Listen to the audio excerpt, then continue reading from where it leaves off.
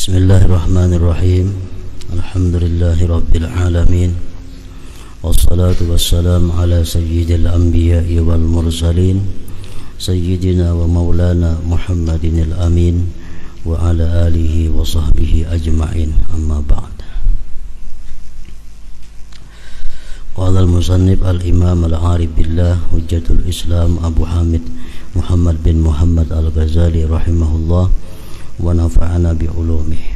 Keutamaan khusyuk. Allah Ta'ala berfirman,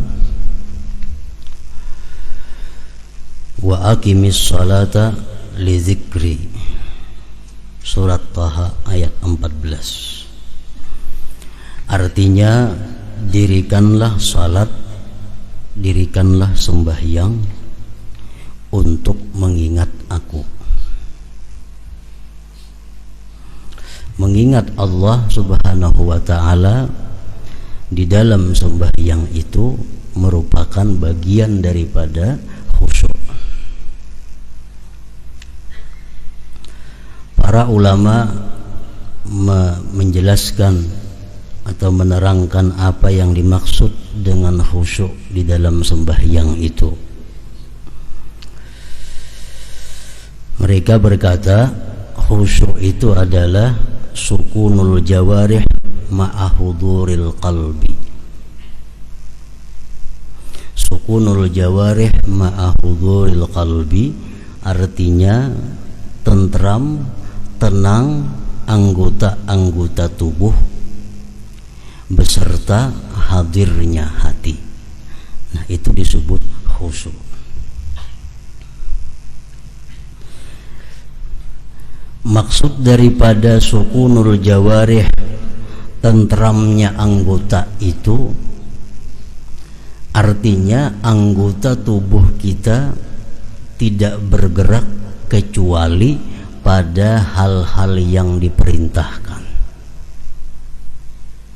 Kepala, tangan, mata, batis, seluruh tubuh kada bergerak kecuali gerakan itu diperintah.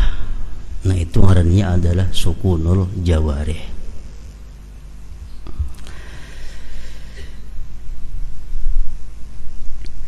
Ma'ahuduril qalbi beserta hadirnya hati. Artinya hati hadir itu an la yatafakkara illa fi ma'na ma yaquluhu min qiraatin aw dzikrin aw du'a. Dia tidak berpikir di dalam sembahyangnya itu kecuali pada makna yang ia katakan, kecuali pada makna yang ia sebut, daripada membaca Al-Quran atau zikir atau doa. Nah, itu disebut hudurul qalbi.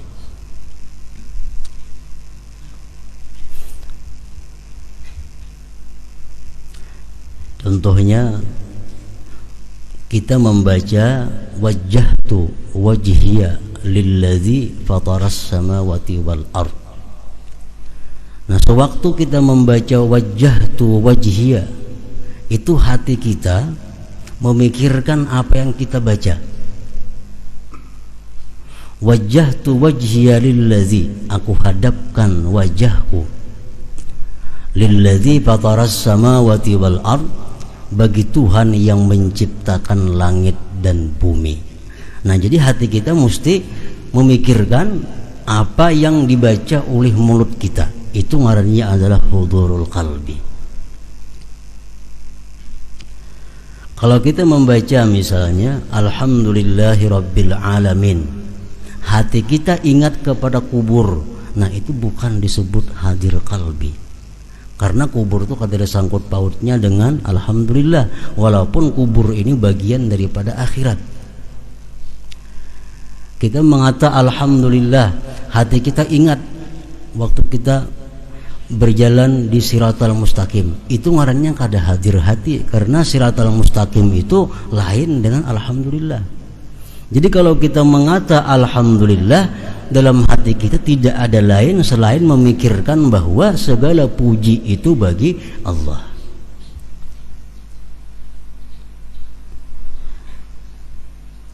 Zikir.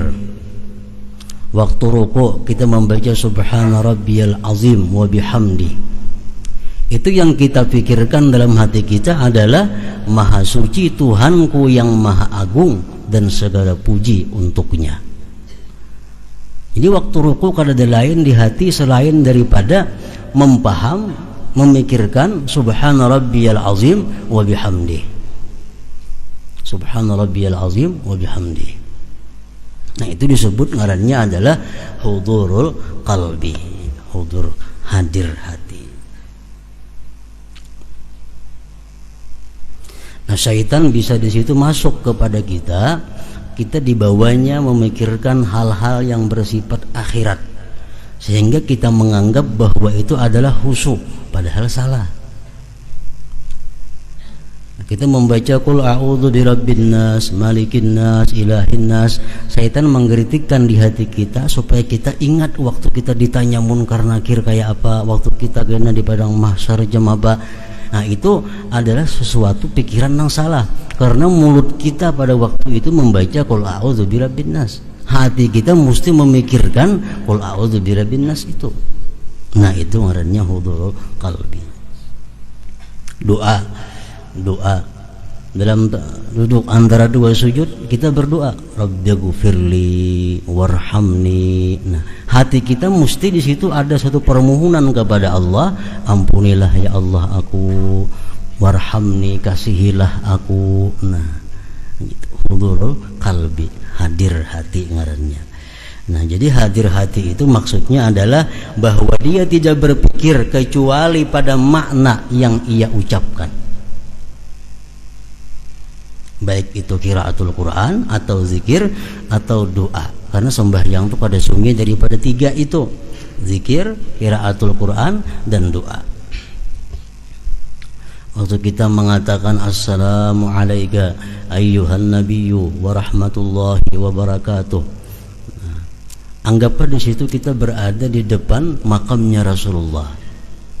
Nang mana suah ke makam Rasulullah, kau membayangkan kayak apa di makam Rasulullah. Nang kada pernah melihat gambarnya biasa, di situ makam Rasulullah. Jadi sewaktu kita mengata assalamu alayka ayyuhan nabiyyu wa rahmatullahi wa barakatuh, itu Rasulullah hadir di hadapan kita. Kalau kita kalau menghadirkan sidin, kita yang hadir di makam sidin. Assalamu alayka ayyuhan nabiyyu wa rahmatullah. Nah, itu ngarannya hadir hati.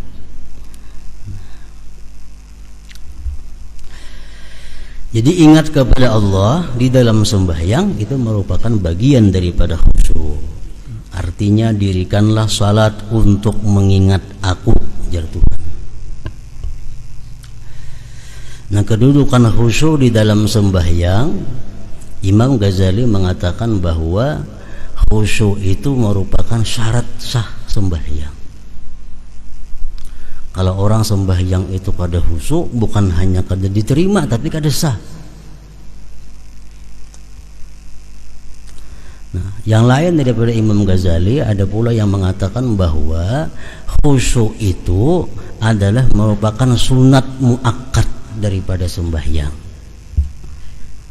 Sehingga kalau seseorang itu kada khusyuk, sembahyangnya sah namun dia dianggap kada berpahala. Karena khusyuk itu ruhus salah, khusyuk itu merupakan rohnya sembahyang. Hayam itu ada harga amunnya hidup. Kalau hayam mati dibuang orang, ada harganya lagi. Nah, kayak itu juga sembahyang kita ada punya nilai di sisi Allah kalau sembahyang itu ada khusyuknya. Sembahyang kada ada khusyuk, Allah kada menerima, Allah membuang sembahyang itu. Nah, apakah khusyuk itu disyaratkan di dalam seluruh sembahyang? Nah, satu ulama pun tidak mensyaratkan demikian, karena jelas sudah kada mungkin. Mulai Allahu Akbar sampai Assalamualaikum kita kawa khusyuk itu jelas sudah kada kawa. Kalau ukuran manusia macam kita, karena hati ini ngarannya kalbun bolak-balik. Hatumatnya tegisir, kita bujurakan tegisir pulang. Nah, yang penting itu khusyuk di dalam sembahyang itu, ujar sebagian ulama, pertama di takbir, takbiratul ihram itu mesti khusyuk. Sujud itu jangan kada khusyuk. Rukuk, nah, kalau kada kawa menyeluruh khusyuk itu. Dan Allah Ta'ala berfirman, wala takum minal ghafilin, suratul A'raf 205. Artinya, dan janganlah kamu termasuk orang-orang yang lalai. Janganlah kamu termasuk orang-orang yang lalai. Ini pengertian jangan, artinya tegahan. Tegahan, jangan sampai kita sembahyang itu lalai. Mulai Allahu Akbar, untung sadarnya waktu Assalamualaikum. Waktu Fatihah kita kada sadar, rukuk kada sadar, sujudnya kada sadar, semuaan kada sadar. Begitu Assalamualaikum hanya sadar bahwa aku tuntung sembahyang. Nah, ini Allah melarang, wala takun minal ghafilin, artinya dan janganlah kamu termasuk orang-orang yang lalai. Dan Allah Azza wa Jalla berfirman, la taqrabus salata wa antum sukara hatta ta'lamu ma taqulun, surat An-Nisa 43. Artinya, dan janganlah kamu mendekati salat sedang kamu dalam keadaan mabuk sehingga kamu mengerti apa yang kamu ucapkan. Ini ayat sebenarnya diturunkan kepada orang-orang yang minum arak. Awal-awal Islam minum arak itu dibolehkan, tapi pada akhirnya minum arak dilarang keras. Nah, pada awal-awal mereka itu masuk Islam, arak masih dibolehkan, sehingga mereka habis minum arak dalam keadaan mabuk dibawa sembahyang. Kadang-kadang sembahyangnya mengaur, mesti memuji Allah, memuji berhala karena mabuk. Lalu Allah menurunkan ayat, dan janganlah kamu mendekati salat sedang kamu dalam keadaan mabuk sehingga kamu mengerti apa yang kamu ucapkan. Sadar. Kalau sudah sadar, nah hanya sembahyang. Ada yang mengatakan mabuk karena banyaknya susah, dan ada yang mengatakan karena cinta dunia. Wahab bin Munabbih berkata, yang dimaksudkan dengannya mabuk itu adalah zahirnya, maka di dalamnya terdapat peringatan atas mabuk dunia, karena Allah menjelaskan sebabnya di mana Dia berfirman, hatta ta'lamu ma taqulun, artinya sehingga kamu mengetahui apa yang kamu katakan. Banyak orang yang kada mabuk arak, tapi inya sembahyang kada tahu apa yang ia katakan karena hatinya entah kemana. Nah, jadi artinya yang dimaksud mabuk itu bukan hanya mabuk arak, mabuk apapun yang menyebabkan kita lupa terhadap apa yang kita baca, kada sadar dengan apa yang kita kerjakan, dihukumkan mabuk juga. Dia berfirman, hatta ta'lamu ma taqulun, artinya sehingga kamu mengetahui apa yang kamu katakan.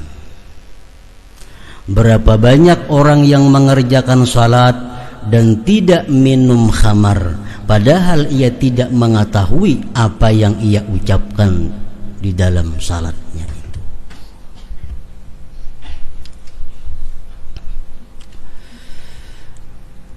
Nah, kenapa sebabnya kita itu di dalam sembahyang kadakawa menghadirkan hati?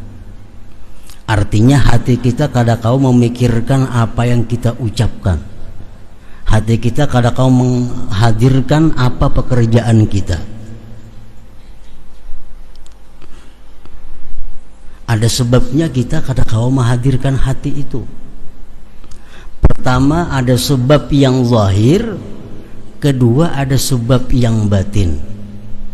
Sehingga kita sembahyang itu kadakawa hadir hati. Mulut mengucap alhamdulillah, tapi hati kita rahatan makan. Mulut mengucap ar-rahmanir rahim, hati kita sedang berhitung duit. Maliki yaumiddin di muntung kita, hati sedang berada di toko. Nah, ini menunjukkan bahwa hati kita kada hadir, kada memikirkan apa yang dibaca. Kenapa sebabnya? Ada dua macam sebab. Ada sebab yang zahir, ada sebab yang batin. Sebab yang zahir, sebab yang zahir itu lebih mudah mengobatinya daripada sebab yang batin. Makanya ada hadis Rasulullah mengatakan, artinya kalau sudah dihidangkan makanan dan kamu ingin makan, dahulukan makan daripada salat itu. Nah, ini yang zahir. Karena kalau kita kepingin makan, makanannya ada, kita bawa sembahyang terlebih dahulu, jelas sudah mengganggu hati kita. Hati kita terbayang kepada makanan itu. Nah, ini sebab yang zahir. Nah, kalau demikian halnya, dahulukan makan. Makanya makruh sembahyang dalam keadaan ma'arid qadha hajat. Makruh sembahyang dalam keadaan ma'ariti bakamih contohnya. Kenapa sebabnya? Karena ini mengganggu hati, mengganggu pikiran. Jadi kalau hendak bakamih dahulu, hanya bawa sembahyang.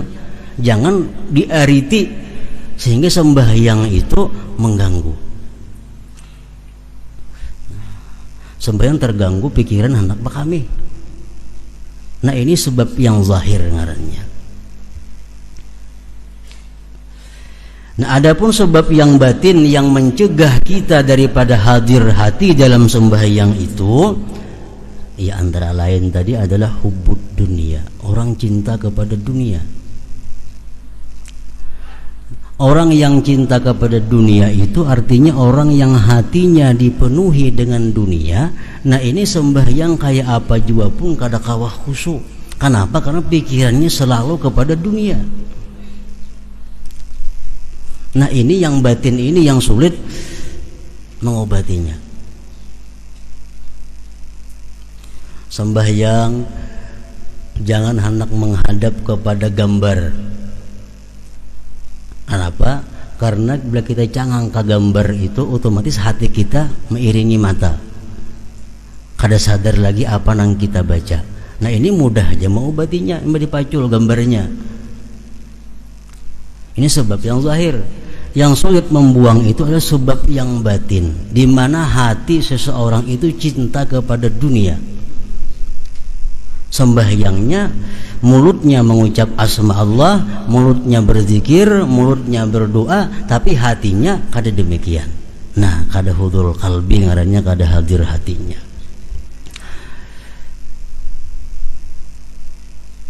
Berapa banyak orang yang mengerjakan salat padahal tidak minum khamar, tetapi ia tidak mengetahui apa yang ia ucapkan di dalam salatnya.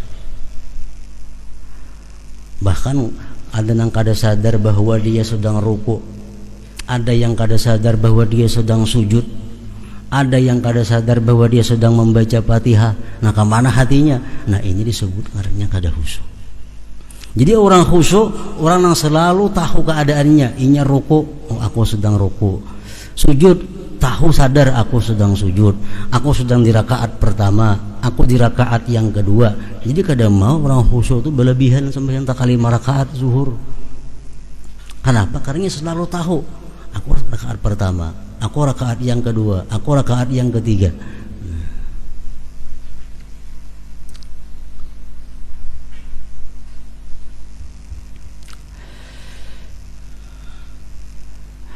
Nabi sallallahu alaihi wasallam bersabda, "Man shalla rak'ataini lam yuhaddits nafsahu bihima bi syai'in minad dunya, ghufira lahu ma taqaddama min dzambihi." Barang siapa yang salat 2 rakaat di mana ia tidak berbicara di dalam dirinya dengan sesuatu dari dunia, maka ia diampuni dosanya yang telah terdahulu. Artinya sembahyang 2 rakaat, kawa kita mulai Allahu Akbar sampai Assalamualaikum kawa, nah diampuni Allah dosa-dosa kita yang telah lalu. Dalam 2 rakaat itu hati kita sedikit pun kada ingat dengan dunia, kada membicarakan masalah dunia.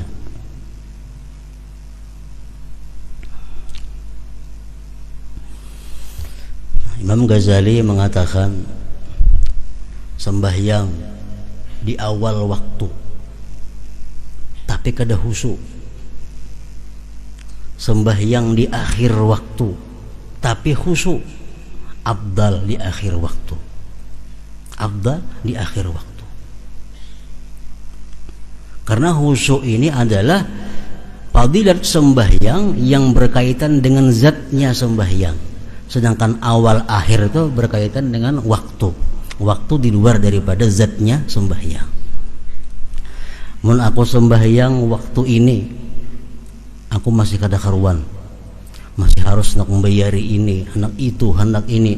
Tapi kalau aku sembahyang di akhir waktu, urusanku sudah selesai, sembahyangku bisa tenang.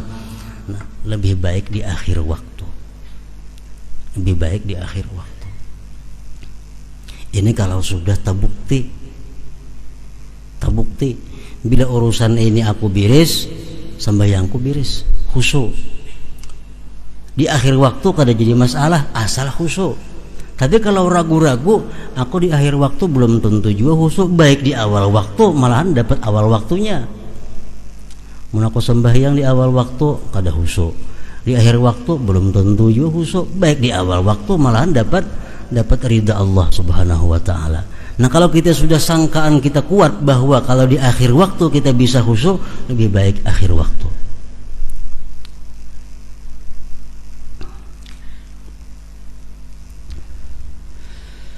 Dan Nabi sallallahu alaihi wasallam bersabda, innamas salatu tamaskunun wa tawadu'un wa tadarru'un wa ta'awuhun wa tanadumun wa tad'u yadaika fataqulu Allahumma Allahumma faman lam yaf'al fahiya khidajun. Artinya salat itu hanyalah ketenangan. Salat itu ketenangan. Salat itu kada kawa terburu-buru, tegasa-gasa kada kawa sembahyang. Sembahyang itu adalah ketenangan. Yang kedua, sembahyang itu merendahkan diri. Setiap kali kita mengucap Allahu Akbar, Allahu Akbar, Allah Maha Besar, Allah Maha Besar. Nah, itu mengembalikan kepada diri kita bahwa kita adalah orang yang rendah, kita adalah orang yang hina, kita orang yang kecil. Nah, sembahyang itu ada tawadhu'nya. Mendekatkan diri kepada Allah, meratap, menyesal, dan kamu letakkan kedua tanganmu lalu kamu ucapkan ya Allah, ya Allah. Barang siapa yang tidak melakukan hal itu, maka salat itu kurang. Sembahyangnya kada tenang, sembahyangnya itu kada ada tawadhu'nya, sembahyang itu kada ada rasa mendekatkan diri kepada Allah, sembahyang itu kada ada ratapannya, sembahyang itu kada ada penyesalannya. Nah, sembahyang itu dianggap khidaj, kurang.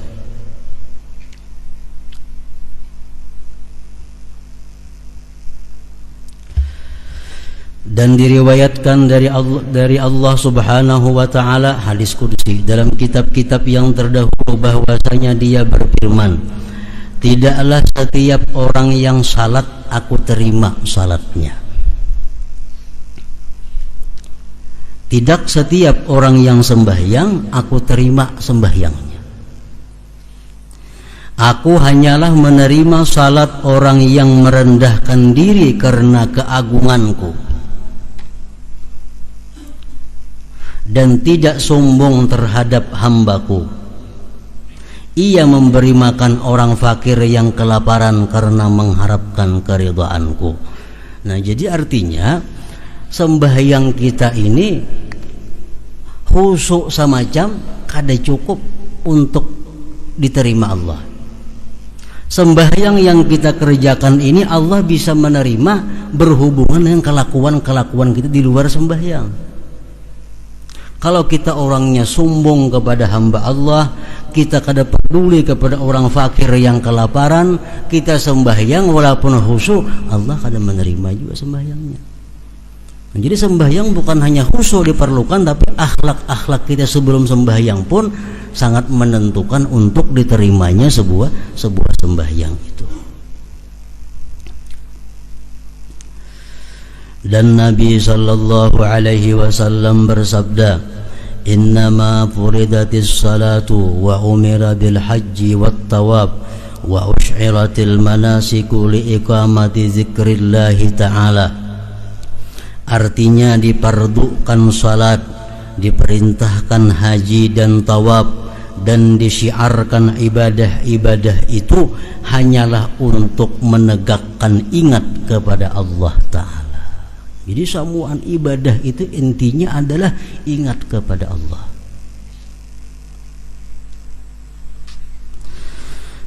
Maka apabila di dalam hatimu tidak terdapat bagi yang diingat Allah, yang adalah Dia yang dimaksud dan dicari suatu kebesaran, dan tidak ada juga haibah, maka apakah nilai zikir ingatmu? Ada nilainya. Artinya kita mulut mengucapkan Allah, tapi dalam hati kita kadang merasakan kebesaran keagungan Allah. Zikir itu tidak ada nilainya. Dan Nabi sallallahu alaihi wasallam bersabda kepada orang yang ia beri wasiat, pesan. Ujar Nabi kita, "Wa idza shallaita fasalli salata muwaddi'in."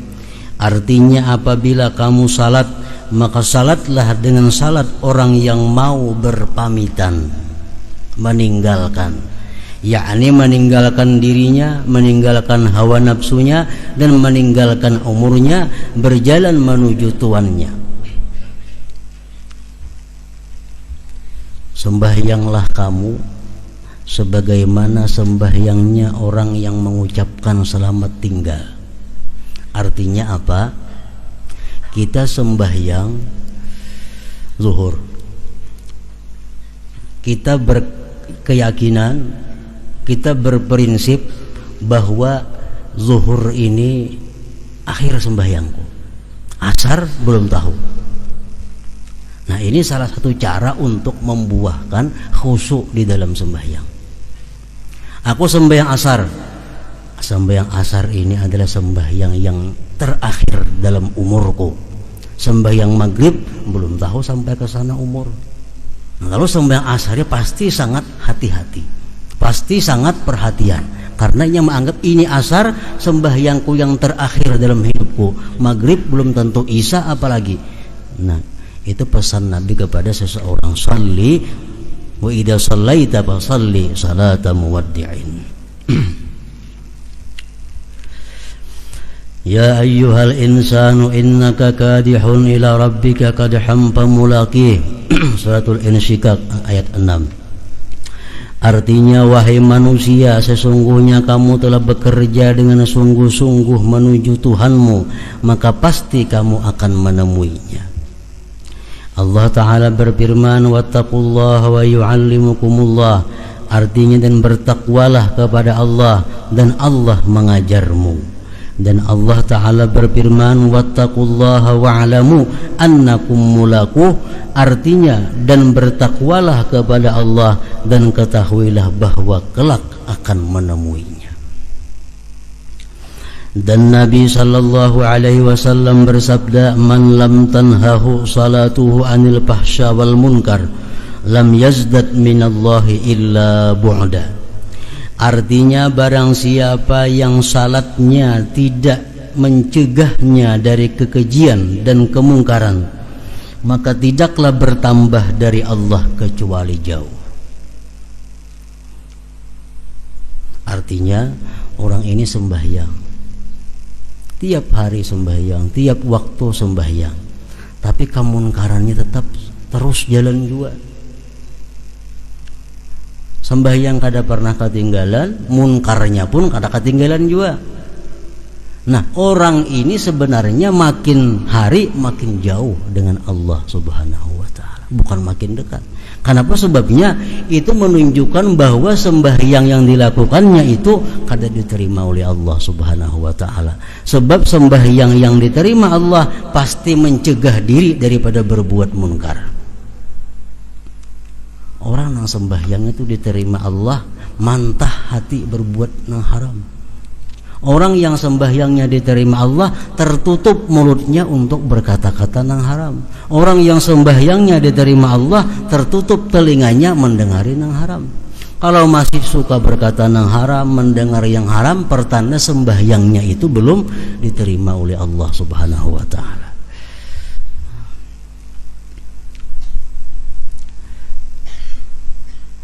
Salat itu adalah munajat. Maka bagaimana salat itu dengan lalai?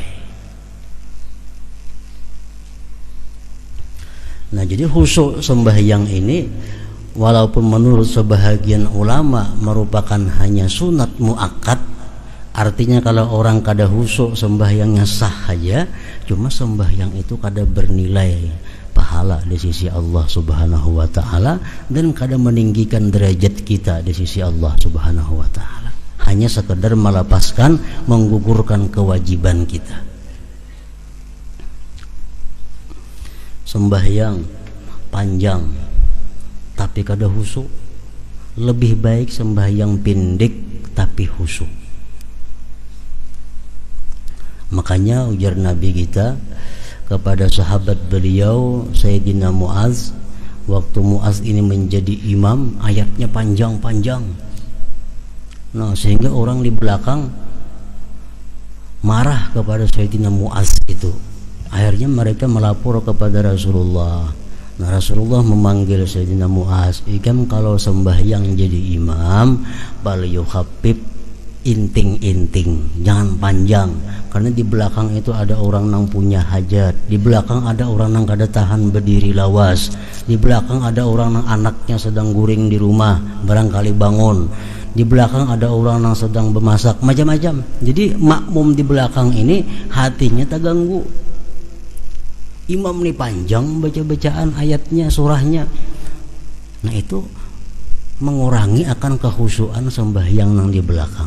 Jadi sembahyang itu apalagi berjamaah, apalagi makin banyak jamaahnya, makin pindik sembahyangnya, supaya bisa menambah kekhusyuan. Kadang mengganggu pikiran orang yang di belakang.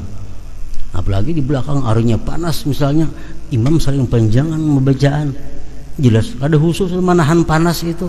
Atau harinya di belakang hari hujan, imam membacanya panjang. Nah, ini mengganggu sembahyang di belakang. Pokoknya makin banyak jamaahnya, makin pendek bacaannya. Imam Jumat kah, jangan lagu-laguha. Di belakang tuh kada semuaan katuju mendengar lagu. Nah, mana batis manggatar kada tahu lagu baik laginya. Nah, nahan batis sudah. Jadi bila imam Jumat makin banyak jamaahnya, makin pendek. Ini latih kayak di Makkah sembahyang Jumat, qul ya qul wallah, ya kadang-kadang ayatnya jamaahnya banyak. Nah, orang macam-macam manusia. Nah, kalau sembahyang saurangan sama laman kada apa-apa itu aja, bagi sequr'anan baca ada jadi masalah. Nah, jadi kita bukan hanya disuruh berusaha supaya kita khusyuk, dan kita berusaha orang lain pun juga supaya khusyuk makmum itu. Bakar bin Abdullah berkata, "Hai anak Adam, apabila kamu mau masuk kepada tuanmu tanpa izin dan kamu berbicara tanpa penterjemah, maka kamu dapat masuk." Lalu ditanyakan, "Bagaimanakah hal itu?" Ia menjawab, "Kamu sempurnakan wudukmu dan kamu masuk ke mihrabmu, maka ketika itu kamu telah masuk kepada tuanmu tanpa izin dan kamu berbicara kepadanya tanpa penterjemah." Artinya sembahyang itu adalah menemui Allah. Kita sembahyang itu kita menemui Allah. Nah, kita bermunajat kepada Allah, berdialog kepada Allah, minta sesuatu kepada Allah dalam sembahyang itu. Dari Aisyah radhiyallahu anha berkata, adalah Rasulullah sallallahu alaihi wasallam berbicara kepada kami dan kami berbicara kepadanya. Apabila datang salat, maka seolah-olah beliau tidak mengenal kami dan kami tidak mengenalnya, karena sibuk dengan keagungan Allah azza wa jalla. Artinya Nabi itu dikisahkan kalau Sidin hendak sembahyang, seolah-olah Sidin itu kada patuh lagi lawan kami, seolah-olah kami kada patuh lagi lawan Sidin. Kenapa? Kita waktu hendak sembahyang itu Sidin terbayang keagungan Allah, sehingga yang lain ini kada tahiraukan lagi, kada tahirani lagi.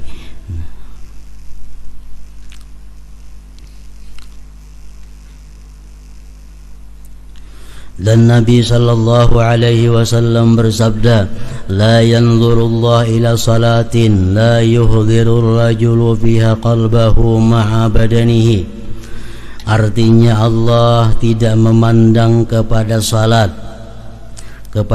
seseorang yang padanya ia tidak menghadirkan hatinya bersama badannya. Kita sembahyang, awak kita di masjid, tapi hati kita kadang-kadang di kebun. Awak kita sembahyang di masjid, hati di rumah tertinggal. Kadang-kadang kita sembahyang di masjid, hati kita di sepeda motor, perhatian di sepeda motor bebalapan. Nah, sembahyang di masjid, hati di warung. Nah, Allah kadang memandang kepada sembahyang itu. Allah kadang menoleh, kadang menilai.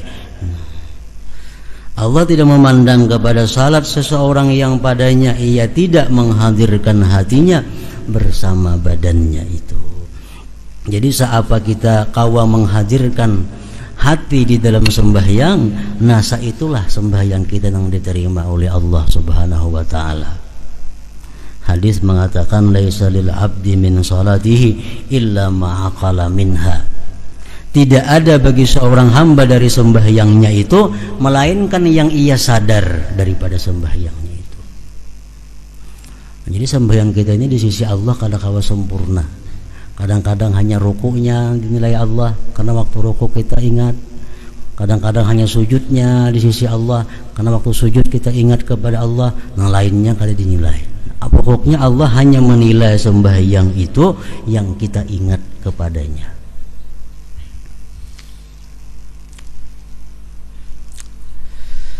Allah tidak memandang kepada salat seseorang yang padanya ia tidak menghadirkan hatinya bersama badannya. Ibrahim al-Khalil alaihi salam apabila berdiri untuk salat, maka terdengar detak jantungnya pada 2 mil karena takut keagungan Allah. Sa'id at-Tanuhi apabila salat maka tidak terputuslah air mata dari kedua pipinya atas janggutnya. Dan Rasulullah sallallahu alaihi wasallam melihat seseorang bermain-main dengan janggutnya di dalam salat, lalu beliau berkata, "Lau khasha'a qalbu hadza la khasha'at jawarihuhu."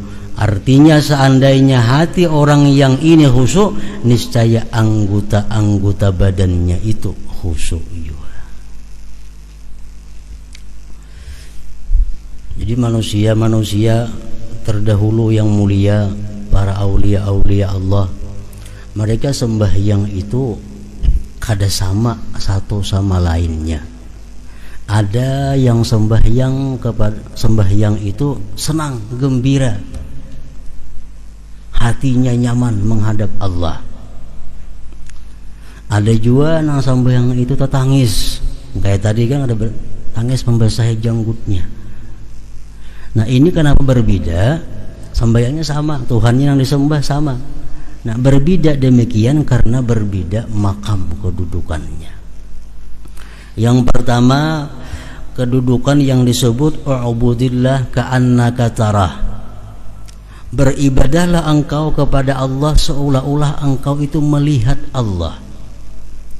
Nah, orang melihat Allah, orang yang paling lezat. Orang yang melihat Allah, orang yang paling merasakan kenikmatan yang luar biasa. Dalam surga orang nang rahatan makan, orang nang rahatan bersenda gurau lawan bininya, orang rahatan bermain-main. Tapi kalau ada pengumuman bahwa Allah bertajalli, semua meninggalkan menuju kepada zat Allah, memandang kepada zat Allah. Karena memandang zat Allah merupakan puncak segala kelezatan dan kenikmatan. Nah, jadi sembahyanglah kamu seolah-olah kamu melihat Allah. Nyaman artinya. Nah, ini sembahyangnya hatinya gembira, sembahyangnya bersemangat, sembahyangnya nyaman karena dia seolah melihat Allah. Nah, ini kedudukan yang tinggi. Kedudukan yang tinggi. Yang kedua, fa illam takun tarah fa huwa yarak. Jikalau engkau kada bisa seolah-olah melihat Allah, itu kada bisa kita macam itu. Ambil yang kedua, Allah melihat engkau. Allah melihat engkau. Nah, kalau kita sembahyang ini merasa bahwa kita dilihat oleh Allah, bisa gugup sembahyangnya, bisa menggetar, ada yang menangis. Nah, itu yang kedua ini, karena mereka kada mampu merasakan bahwa melihat Allah itu kada kau membayangkan, mereka ambil jalan yang kedua, Allah melihat. Jadi mulai takbir sampai salam ini merasakan kada terlepas dari sedikit pun daripada pengawasan Allah. Mulai Allahu Akbar, nah ini sudah merasa bahwa Allah melihat dirinya, ini merasa Allah memandang, sedikit pun kada terlepas dari pandangan Allah. Otomatis sembahyang itu ada beban. Nah, kita menulis dilihat oleh guru, nah kita ada beban, hati-hati jadinya, takutan tersalah. Nah, itu orang nang sembahyang khusyuk ada dua. Pertama, seolah-olah dia melihat Allah, lalu sembahyangnya nyaman, sembahyangnya nikmat. Atau kalau kada kawa itu merasa dilihat Allah, diperhatikan Allah. Nah, hati-hati sembahyangnya, bacaannya hati-hati, rukuknya hati-hati, sujudnya hati-hati. Hatinya pun takut kalau berpaling daripada Allah, karena dia tahu Allah mengetahui hatinya.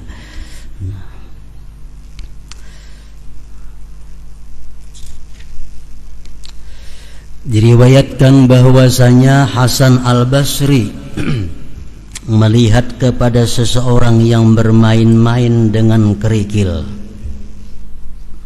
Kerikil, nah di tangan diputar-putar, dengan sembahyang di tanah sambil mengudak batu.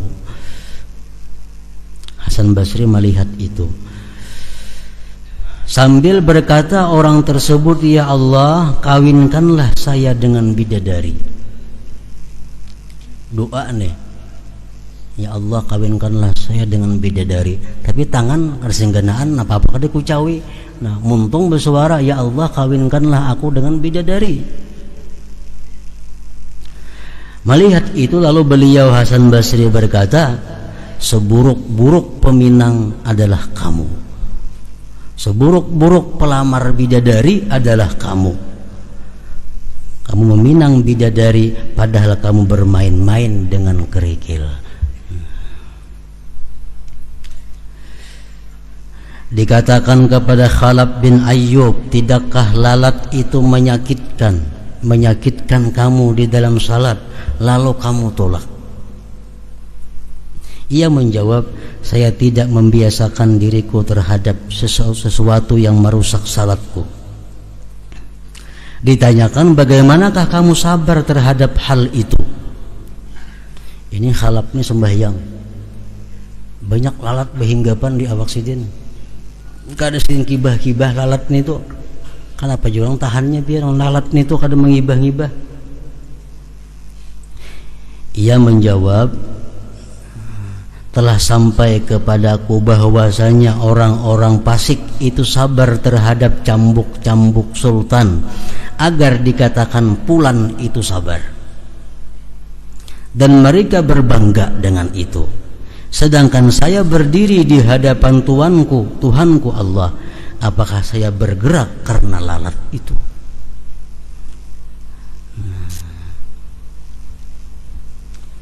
Nyamuk ada di mana Anda?